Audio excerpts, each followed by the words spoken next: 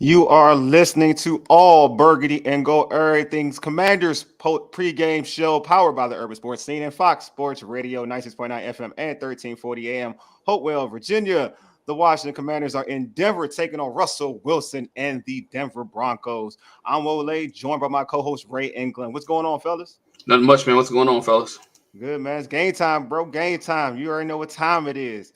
Hey, real quick, make sure you subscribe to our podcast on Spotify, Apple Podcasts, and Google Podcasts. Just search All Burgundy and Gold everything. Also, tweet us at, or hit us up on X or whatever they call it, at ABG _everything. Hit us up on IG at ABG _everything. And like our All Burgundy and Gold everything Facebook page. If you're watching this on YouTube, subscribe to the All Burgundy and Gold YouTube page right now, the red subscribe button, and like this video.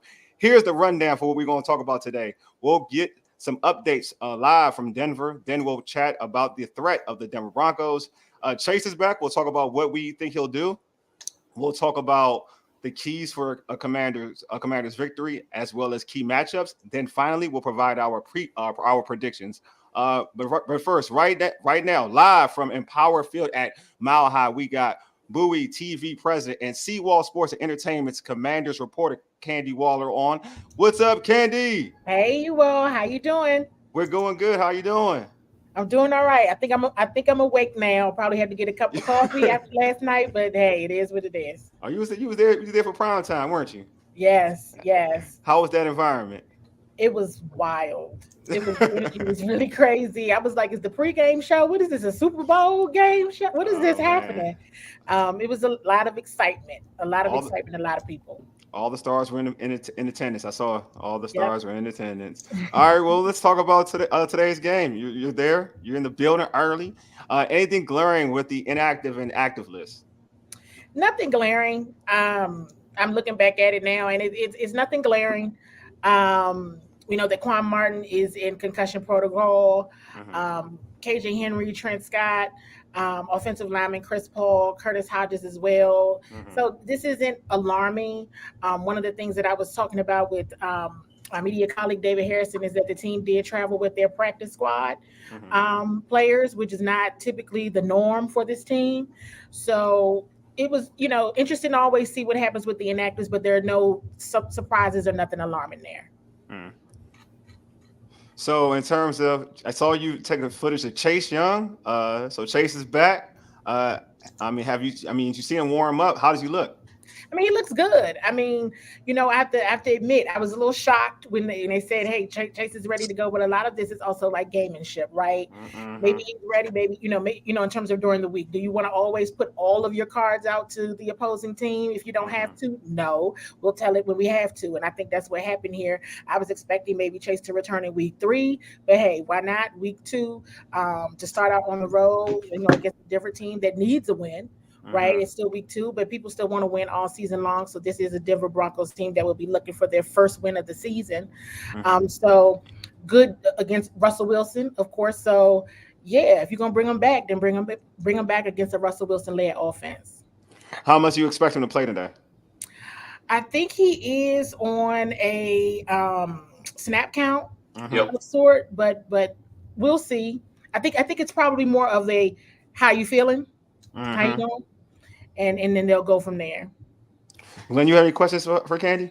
Yeah, what problems do you think Denver will pose for the Washington Commanders today? What do you think, if any, Russell Wilson would give the Commanders?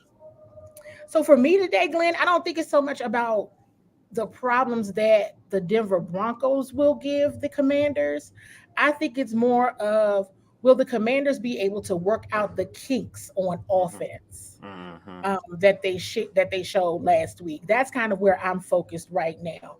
Last week, while we know that Coach Eric Bieniemy said what matters is not the numbers, but it's the alphabet, and they got that W. It was some roughness there. It was some up and down and some mistakes that we don't normally see the offense make. And so that's where my concern is. It's not so much about, for me anyway, in terms of what I'm looking at. It's, the Broncos defense, okay, fine. But if the offense commanders start to make some mistakes here, this may not be a game that they're going to come out on the W end of the alphabet. So that's what I'm really looking for. I'm really looking to see if, those, drops from Logan Thomas. We saw the Antonio Gibson, who I've been speaking highly of on you all show, since OTAs, had a critical fumble down the field. So will those things start to correct themselves? Will they be able to get the fundamentals right in order to be convincing today against the Denver Broncos? We saw that also on the injury report prior. I mean, now he's healthy, but Curtis Samuel, do you expect him to be out there doing his thing? I see Don in the back. Yes, you see Don in the back. You see Don in the back. I told Don, oh, nosy Don. I see Don in the background. Yeah, we live, Donna. Hey, what's Donna. What's up, Donna? Hi, Donna. Hey, Donna. So, Curtis Samuel was dealing with a hip injury, and he was limited. So we'll see. He was out there in pregame. This is one of those times that I've been kind of saying this in my head, is all systems go. It's all systems go. Nothing surprising on the injury report. Everybody's active. Everybody's looking like they're ready to go. For a split second, we couldn't find Terry in the pregame, so we were a little worried, but he was out there. So everybody's ready to go. Okay, so all right. Before we let you go, give us your thoughts or your little prediction. What do you think's going to happen today? I think, last week I was close to one. So I'm going to go back to, I was open for it. Last week I had two bold predictions. One I was not right on, and that was Logan Thomas was going to have a big day. He did not. Got you. I also had Emmanuel Forrest was going to get a pick six. He did not, but he was close though. He was close to getting a pick. So I think the defense gets 3 picks today. Okay. I think Antonio Gibson redeems himself from that fumble last week and shows a strong game. I'm feeling some type of way. I've been talking about him all summer long. Of course. But the running game overall, right? We'll have some impressive runs today. That's my hope, and that Sam Howell also will get those jitters out. I think we saw a little bit of a nervous Sam Howell last week, going through some kind of life, as Eric Bieniemy calls them, life lessons, growing pains. Yeah. So we'll see a bit more of a settled Sam Howell, especially on the road, especially not in front of a packed house of burgundy and gold. It might be a little bit easier on the guys today, actually. All right, so this is my last question actually for you. Prediction on Chase Young's performance. What do you think he's going to do? I think I am going to say this. Please be right. Let me say this. I'm wearing a tiger print, animal print shirt today, right? Yes, sir. So my colleague Darrell was like, "Oh, you got on the tiger print. Oh, you ready to go get him, Tiger?" I said, "Yeah." I said, "Yeah, me and Chase like that." Right? Me and Chase. So I'm hoping the Chase big season starts today. I've been kind of going back and forth with the whole idea of development and waiting people to show improve, and I think he's an opportunity to make an impact, a huge impact, and so that the league sees truly what this defensive line can be when they're all together. Well, hey, Candy, man, I hope so too. I'm hoping for a big day for Chase. I'm so grateful for you to have give us the time to be on the show. To be honest with you, you're there at Mile High. You obviously got to focus to try to get your content, be able to develop what you need to do. Interview players or whatnot after this game is over. So we definitely appreciate you taking the time to talk to us. Absolutely, of course. Thank you for having me. All right, Candy. All right, thanks, Candy. Take it easy. All right, see you all. All right, thank you again, Candy. Appreciate it. Hey, Again, that was a Bowie TV president and Seawall Sports and Entertainment's Candy Waller. She's out there a Mile High, so she gave us some good insight. Said Chase is ready, and also in terms of Curtis Samuel, that he should be okay and ready to go. But yeah, fellas, let's get right into it, man. This is, Ray. You had technical difficulties, bro. But did you get to hear anything? Any thoughts of anything? Yeah, I'm not gonna give too much in terms of what I think that she said. Candy is making predictions, and she's there, so that's the dope part. But what we all agree on is that they're going to have to run the football and that the offensive line is going to play well today. Definitely. So I'm looking forward to seeing how this offense controls the ball and controls the clock. Clock management is going to be key. So, true. So Glenn asked this question for Candy, so I asked it to you, Ray. What problems do you think Denver will pose for Washington, my man?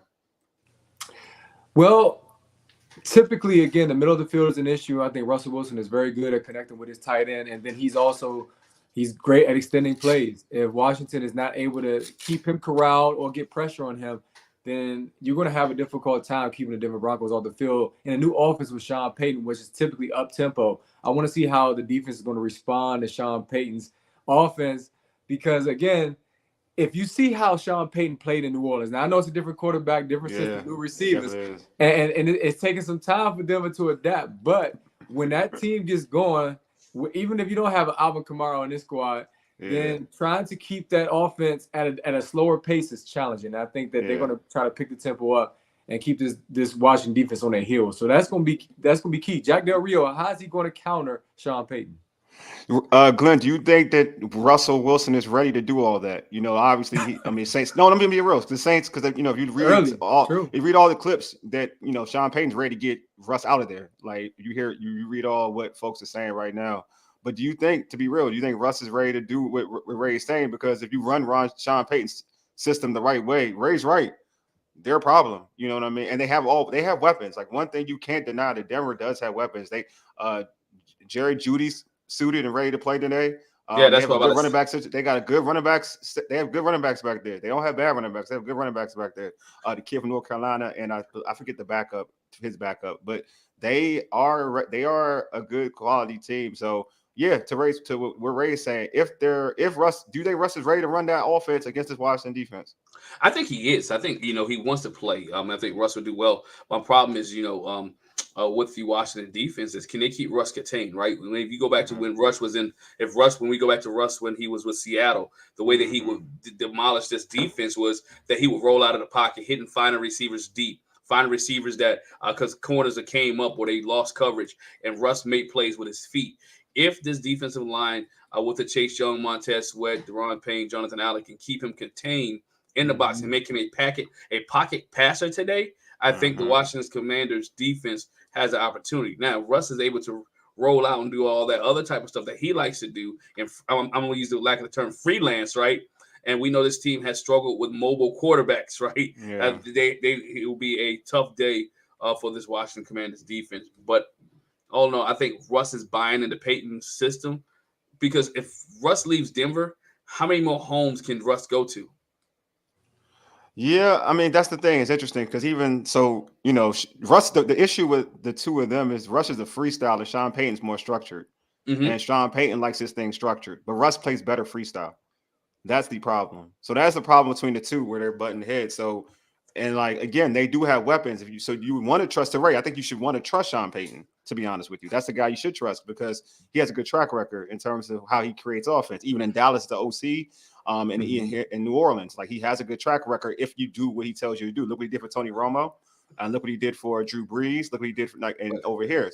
The issue with Russ is, and this is real.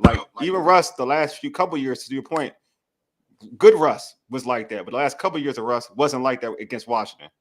So that's the whole thing. Washington hasn't in terms of being more as current as whatever. Russ against Washington hasn't been good, to be honest with you. That is one thing. But again, when you add in the Sean Payton element to it, you know what I'm saying? If Russ is going to do what Sean Payton wants, then yes, I'm with Ray. It's a problem. But Russ is still if we see Russ that we saw week 1, then I think Washington has a good chance to compete against the Denver Broncos. The reason that we saw Russ in week 1 was because Russ was getting pressured, right? He wasn't feeling comfortable in the pocket. He wasn't feeling comfortable. New system too. New system. In a new system. And so he's a professional, and we know that when he was in Seattle, once again, he had freedom per se to do what he did. Pete Carroll allowed him to have freedom. Let Russ cook. That's what. Cook. He let Russ cook, right? He let Russ cook. And he didn't want to let Russ cook. And that's a whole different. But you got different. But that's added to my point. You have two different type of coaches. You have a Pete Carroll who's more loose and good, but you have a Sean Payton who is like, you know what? It needs to be done this way. And this is the way that I want it to be done. Yes. And so that's where the dynamic, and hopefully they don't get it together this week and they get it together next week. But we want to see, I think the key is Russell Westbrook, and can the Washington Commanders stop him from doing what Russell Westbrook does and also stop the run and make the team one-dimensional. True. I think Ray got the next question. I think if Ray want to go through it, or I can do it. I got the next question. I got it, bro. Don't worry about it. Hey, how many sacks? Hey, I'm gonna go. Yeah, Hey, Ray, I'm bad. gonna trail this to you, bro. Bro. No, I got you, bro. How many sacks do you think Chase is going to get today? He's back. We already mentioned Chase is back. How many sacks do you think Chase is going to get today? You start with me? Yeah. I'm gonna start with you, bro. Yeah, I'm gonna start with you. I'm going right at you. I'm gonna give him 1.5 sacks. I think. Okay. He'll get a sack on his own. I think he'll be able to team up with somebody on that D line to get a sack because D line is so talented and I think he's so motivated. I see at the very least if he balls out, I wouldn't be shocked. But Russell Wilson also is somebody who holds the ball. When he's playing bad, he holds the ball, and that's gonna be perfect for a guy like Chase, who he definitely pushes offensive linemen back into the quarterback. He's great at that. But sometimes those guys who get the ball out faster, it's harder for Chase to get sacks because of the way he plays, his high stance and all. But I think Russell Wilson, you about to have me calling Russell Westbrook. Westbrook, I know. I think he's the perfect quarterback at his size and the way he plays that Chase can be effective. And folks who are listening, give us your prediction. How many sacks you think Chase is going to get to that? Oh yeah, I'm interested to see that. Yeah, me too. Hey, Glenn, what about you, bro? We're interested to see what you have to say. Let's keep this going 100. I'm keeping 100. I think he'll be around the ball today. He'll make some. He'll make some. That's good though. No. I think he'll be around the ball. I think he'll make a difference. He's always around the ball though. But a prediction. But no. That's a good prediction. He's being consistent, man. I'm working up to my prediction. I got you. Okay, we're here. I think he'll be around the ball. I think he'll be in a lot of plays, but I don't think he gets any sacks today. Yeah, I can see that. I think he doesn't walk away. I think he has a productive game, but he doesn't get any sacks. All right, so I appreciate that. I like that. I think that's realistic, to be honest with you. I'm not going to hold you. For me, I think he'll get 2 sacks. I'm with Ray. I think that because he's struggling, because I think Russ is struggling with his offense, and he doesn't trust his eyes right now. He'll hold the ball, and it'll be a place where Chase can be able to get a sack. And I call one of some of those Ryan Kerrigan sacks, some of those sacks that you can just kind of like work, just straight work, right? Straight work because of somebody's holding the football and you're able to push the pocket. I think he'll get a sack. And like Ray said, because also you got the play of Montez Sweat, the play of Jonathan Allen, Deron Payne, it's going to make it easier for him to kind of walk into a sack or two, to be honest with you. So I just think that, he can get a couple of sacks with this defense in front. And also you add in Russ holding the football. Yeah, all right. This is my question. I'm ready, fellas. Are we expecting the offense to look a little better today? George put in the comments, I know we're not there yet, but I got to put it out there anyway, that good gracious, that the Commanders need to be weary of that Broncos front. Yeah, if the Broncos are getting pressure, that's going to be an issue for Sam Howell. We already know. So he's the catalyst. He's the quarterback. Does the offense look better against this Denver team today? Wole, I'm going to start with you. Don't rush the answer, my guys. My goodness. No. That's a hard one.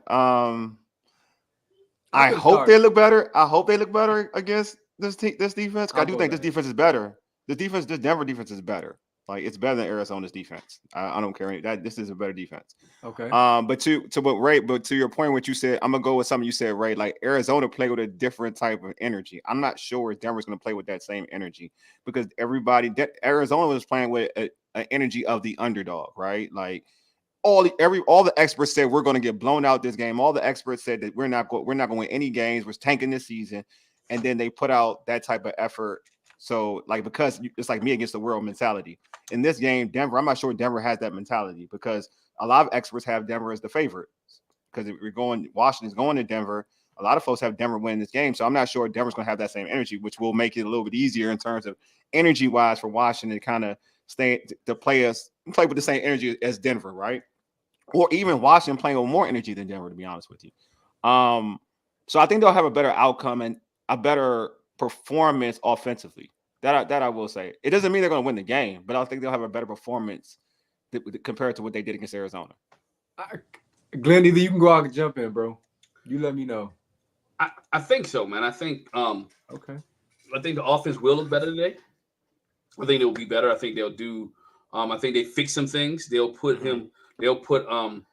Sam Howell in a better position to succeed, whether that's more play action, whether that's more screens, whether that's more things, Eric Bieniemy is going to wing him along because, again, they're in Denver and the ball travels different, right? It travels different in the air there, but there. So you got to even take all that into in perspective. I think they'll run the ball more. I think also that to watch the Commanders receivers have to catch footballs. Let's not forget some of the balls that he put on the money last week were dropped. Oh, you about Logan Thomas? That's what you're trying to just say Logan Thomas. But I'm trying not to throw. Candy already put him out there, right? You know what I'm saying? That's all you got to say. Like that's all. I don't want to throw any wide receivers out there like they've been dropped. They were dropped. No, it's Logan Thomas. That's okay.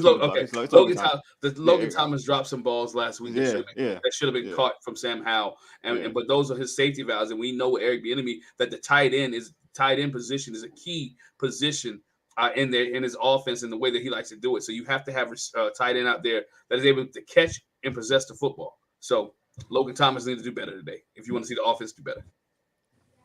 Here's my perspective, fellas, and hear me out on this. I'm hearing you. Washington is still a defensive football team, right? Yeah. If your defense creates turnovers or wreaks havoc, it helps your offense in the field position battle. You give Sam Howell short field, you get some frustration boiling on that Denver sideline. I think the offense definitely looks better in the short field. Also, EB did not show everything up until this point. And it was a conservative game plan last week. I think he's going to open up that playbook a bit more. Denver is familiar with EB, though, which is a concern of mine. However, this is a new team, new roster, new game plan, and a team that can run the football very effectively. So defense gets turnovers. The offense now has a shorter field. I think the offense looks very good and ready to run the football effectively. That's going to be the catalyst. Not even necessarily Sam Howell. It's going to make sure that defense plays strong and is the anchor of this team, which we all think they should be. All you got to do, to me, if you Washington to win this game, is you got to be good at every phase of the game, including special teams, because special teams, of course, in the past has been a weakness. We're hoping that will change this season. You play good all three phases, I think you're going to be just fine against a Denver team that's still trying to work with a new coach and adjust to his system and his coaching style. I do agree with some of Ray said that Denver is familiar with EB. Vance Joseph and Eric Bieniemy are like tight friends. Defensive coordinator for the Denver Broncos, and Eric Bieniemy, the offense coordinator for the Commanders. And I think they went to Colorado together. They said like they're tight. They're tight friends. So they know each other. I think Eric Bieniemy said this in his press conference. Said he knows Vance. Vance knows him. So it's no secret about what kind of stuff they're going to run. He's familiar with what Vance is going to try to do to him, and vice versa. So I do think that obviously that does play a part. You have individuals on that defense that can make it difficult for Washington to be better. I won't lie. We mentioned Patrick Surtain on our show on Wednesday, Junior. We've met, and also you got Simmons, the safety, who's one of the better safeties in the NFL. You got Randy Gregory, a familiar face that we've seen for the Cowboys. That's over there in Denver for the pass rush. I don't think they recorded a sack against the Raiders in week 1, but they are playing an offensive line that that is much maligned here in DC. So I do think there are obstacles for this team to look better against Denver, but I think that another week for a young quarterback improvement. I think that he can be, he can show out and be much better. And I don't think he was horrible, to be honest with you, in week 1 for basically a rookie quarterback in his first game. And to go through all that adversity and be able to have that winning touchdown shows you a lot of moxie as a young quarterback. So I think that he can definitely, improve, and the team can play better than they did in Arizona against Arizona, because they have the ability. They definitely have the ability. You on mute, bro? My bad. Muted. My bad. You said something that was key that I like, though. And I think people forget that Sam Howell is a young quarterback, right? Yeah. He even though he's been on his team last year, he's a young quarterback, so he's still learning. We as fans or we as journalists should expect him to make mistakes, right? Just not mistakes that turn into 6 points like last week. Right, over the fumbles, those type of mistakes. But he's going to make mistakes, and the thing is, can this team overcome his mistakes, and can he limit his mistakes? And also, last week, really, the biggest mistake didn't come from Sam Howell. It came from Antonio Gibson. on a key drive. So everybody, talked about Sam Howell making mistakes, but it wasn't Sam Howell on the offense that made the biggest mistake. It was Antonio Gibson putting the ball on the ground. No, I agree. I totally agree. So I'm gonna go with this question: which matchups are you most intrigued by, and how can it swing the balance of the game? Glenn, I'm gonna start with you, my man. Man, my matchup is I'm looking for the running game against this front four of the Denver Broncos. Can the Washington Commanders establish a running game? With me, the magic number is always 100. Can you establish a 100-yard rusher? Last week, this team didn't get 100 yards combined by all the running backs, so they ended up with like 92 yards. Can the offensive line create enough space and holes for running backs, Brian Robinson, Rodriguez, and Antonio Gibson to have a good game, or can we get a 100-yard rusher in this game? So I'm looking for that matchup: the O line versus D line with the running game. Ray, can you win a turnover battle? I mentioned that. You stole mine, bro. You stole mine. That's I'm gonna say the same thing. Great minds thinking like that. Last week, obviously, 3 big turnovers. This week, you can't do that. Maybe you can have one, but you got to win a turnover battle. You got to have Denver. You got to force Denver into multiple turnovers. Period.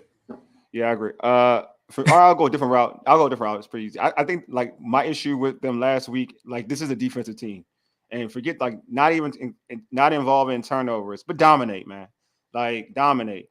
Last week you played. Yes, you only gave up 9 points on defense, basically. Like right, you only gave up 9 points, but that's against a quarterback who just met his new teammates and was able to and just started right. So you expect to do something, but this game you got to dominate. Like you can't have this game in the air and saying like, okay, offense win the game for us. Nah, you got to win the game for it. You got to you have to dominate a team that's that's been with each other throughout training camp, preseason. They have all their bullets here. Like they have everybody. Their tight end is suited up to play. He wasn't on the inactive list, so they are healthy enough to ready to play today. So now this is where you dominate. All that talk about having your front four all together, they're here. Regardless of chases on the pitch count, they're all here. Like now it's time to dominate. There's no excuses. Like this is the game you gotta let the folks see that this defense isn't just a top 10 defense. It's time to be a top 5 defense. Top 10 is cool, but you put all the equity into that defensive line. You put equity into your safeties. You put equity into your secondary. You got a first round pick in Forbes this year. Your defense is supposed to be it now. It ain't supposed to be just bend but don't break. I know I hate using that term. Like Bree used that for us during the post game. Bend but don't break is cool, but when you put all that work and all your resources on your defense, bend but don't break ain't cool. Dominating is cool. Like that's what's cool. So I think in this game you get my thing is I want to see domination. I want to see a point where it gets to like dang, like this defense is one of them. I don't like to mention this team, but when you watch the Dallas Cowboys against the New York Giants, you were like, oh, they one of them. When you watch the Niners and what they did to Pittsburgh, oh, they one of them. You know what I'm saying? You can't say, yeah, they only gave up 9 points. They played against a piss poor Cardinals offense, but they gave up 9 points and they weren't tackling clean. They weren't. Everything wasn't the best, but yeah, they gave up 9 points. You don't want to see them. You want to see a team struggle to even get to midfield. This is the type of team. This is the type of game I want to see. I want to see that type of game. Hey, shout out to George. George is saying that Chase Young, by the way, no sacks, but he's going to cause a Russell Wilson turnover. Go speak to what we're talking about, getting those turnovers. Mm-hmm. And also, Sean Payton might use more design rollouts for Russell Wilson. So it's going to be interesting to see the chess match. See, Great Bane's thinking like, y'all thought I was just hating on Russell. Y'all thought I was just hating on Chase when I said 0 sacks. Y'all thought I was just hating on Chase. To be honest, hey, wait. If you get a sack, if you get a strip, it's like counted as a sack, though, ain't it? Though I swear, if you get like a strip, it's counted as a sack. It is though. If you put your body on it is though. It really is though. Real talk. It's called sack fumble. But that's I'm just saying. So George is basically saying like he's getting a sack. I'm just saying, George. I'm saying if you say he's stripping Russ, he's getting that sack. I'm just saying. Hey George, what's your prediction, man? If y'all want to go there, I'll start with mine. I think Washington actually wins by 10 today. I'm going 27-17. 20. Shoot. I will go with. That's a good one. I said 24-17. That's what I said. I predicted on I predicted on my boy Big Doug's little team pick. So yeah, I had that 24-17 too. So I'll go with that. 2017 Denver. Okay, George. All right, George. Denver. All right. All right, that means Washington's going to win. Oh, because George is always wrong. Is that what you're trying to say? Hey, George, I love you, bro, but you've been on Pick'em Challenge. Did you finish better than me last year? You might have.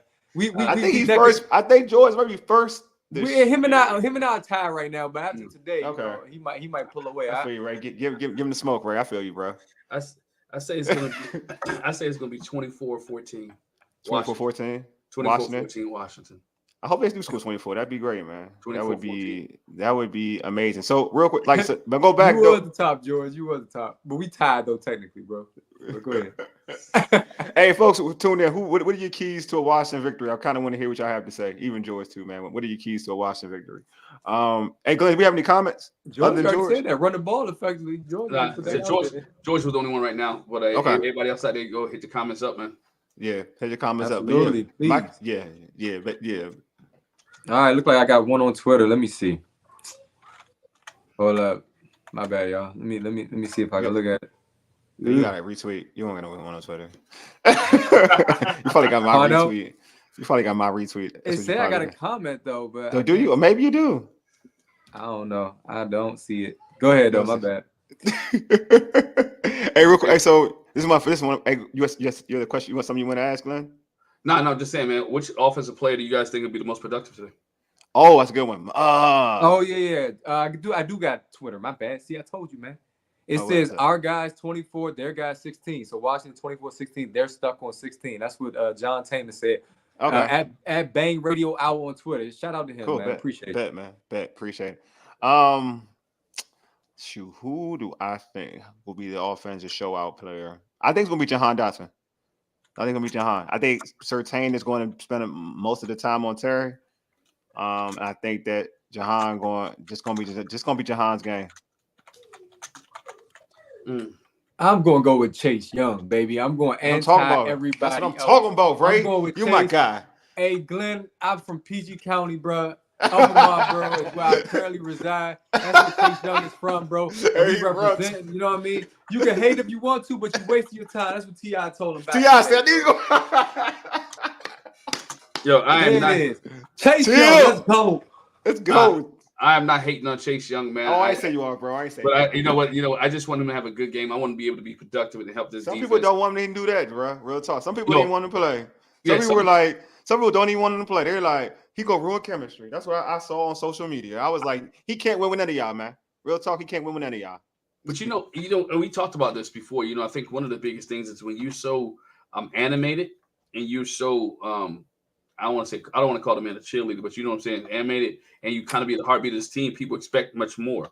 And then we talked about the guy in Dallas, Michael Parsons. So it kind of compared to him. So they want more from him. And then you see the team play. You see the team play well. Everybody, we can do it without him. But again, he makes you better, right?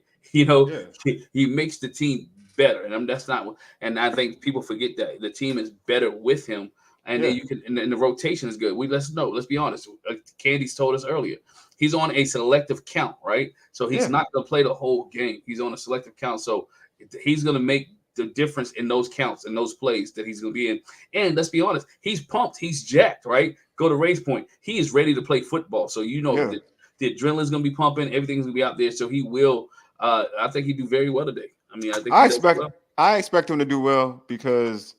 And this is for me. I expect him to do well because what I saw him do when he came back for the Niners game, which I had low expectations for him, be honest with you, because that knee, I was like, you ain't going to be like, dude, you're coming off a serious knee injury and usually you're not going to have that much trust on it. You don't going to trust it, but you're going to have that much trust on it.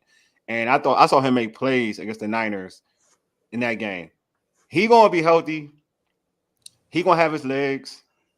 He's going to have energy. That man with that much energy is a hard block. I'm telling you right now, that is a hard block. And I expect him to have a thorough game. But Ray, Glenn was asking your offensive show out, though. Who's your offensive show out, homie? Oh, offense. We ain't saying Micah. I know Micah different. All right, Micah different. Well, that's I like Micah myself. Glenn brought Michael Parsons into the discussion. That's his Micah different. I ain't gonna hold you. All right, Micah different. I know. I wanted Micah. All right. Hold on. What did George just say? What did he say? He said something about the Bears. The Bears. Oh, he talking about. Bears and Chargers, Bears and Chargers preseason hype looking real funny. Yeah, we don't go off preseason hype, George. You know we keep it real on the show, bro. Yeah, we know we keep in the streets though. You know how we do. Okay, offense. I'm gonna go. The Chargers lost. They was up. Dang, bro. Go ahead, bro. I'm gonna go with Terry, man. Listen, I'm not even focused right now. I'm not gonna lie, man, because the team I actually root for is 4th and 1 right now. It's a problem. I'm watching it too, bro. Don't worry about it. Terry McLaurin, Old Faithful, baby. Let's go, man. Let's wrap this up. My offensive guy today, and I'm gonna be shocked. I think Antonio Gibson redeems himself. Okay. I think Antonio, because I think he's going to be able to score touchdowns. I don't think he's getting over 100 yards, but I think in short yardage situations, he'll pick up some first downs, and I think they will put in his big body on a 2 or 5 yard line, on a 2 or 5 yard line, and I think he'll score a couple touchdowns today.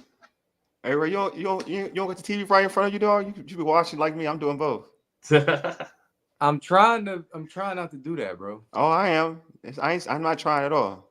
I am multitasking. Yeah, but I'm for you, Ray. I'm gonna try to end this thing real. Hey, Glenn, do we have any more questions? I'm trying to help Ray out. But on Twitter we do have right now the question: poll. how many? Pull up. How many sacks do you think Chase Young would have? It is a tie right now between 0 and 2. Right, it's a tie.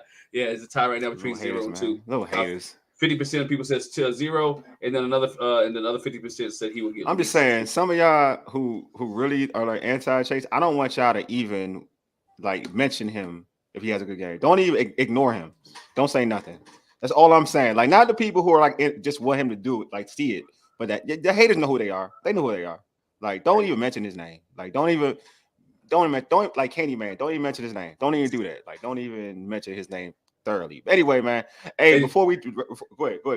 No, it changed again. The last poll update. Y'all can follow us on Twitter to get the rest of the update. What people think. 66.7% says 0. That was up, man. So what y'all be 66?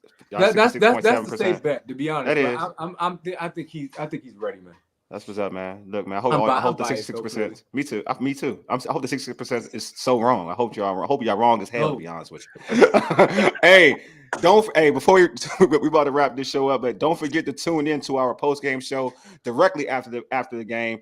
We'll be on YouTube, Facebook, and X Live. So make sure you check us out. And subscribe to our podcast on Spotify, Apple Podcasts, and Google Podcasts. Just search All Burgundy and go everything. Also, tweet us at ABG_everything. Hit us up on IG at ABG_everything. And like our All Burgundy and Go Everything Facebook page.